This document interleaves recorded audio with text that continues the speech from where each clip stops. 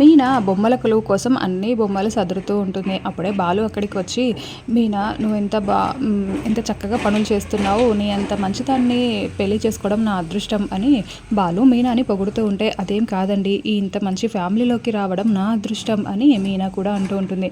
ఇంకా సర్లే మన ఇద్దరం మనల్నే పొగుడుకోవాలి అని అనుకుంటూ, ఏంటి ఇలా వచ్చారు అని మీనా అంటూ ఉంటుంది.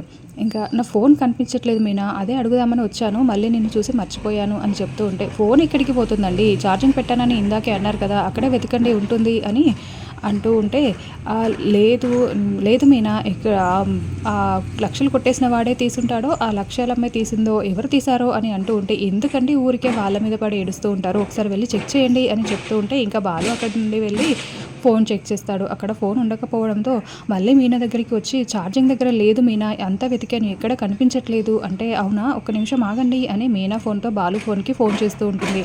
ఇంకా అలా ఫోన్ రింగ్ అయ్యి కట్ అయిపోతూ ఉంటుంది, బిజీ అని వస్తూ ఉంటుంది. అదేంటండి ఎవరో ఫోన్ కట్ చేస్తున్నట్టున్నారు, ఎవరు తీసుంటారు అని మీనా అనుకుంటూ మళ్ళీ మళ్ళీ ఫోన్ చేస్తున్నా కూడా అలా కట్ చేస్తూ ఉంటారు. మరోవైపు రోహిణి బాలు ఫోన్ తీసుకొని ఫోన్ వస్తుంటే కట్ చేస్తూ చాలా టెన్షన్ పడుతూ, అయ్యో నేను తీసుకొచ్చిన పని పూర్తయ్యే వరకైనా వీళ్ళు కాల్ చేయకుండా ఉంటే బాగుండే, ఇప్పుడే ఉంటుంది.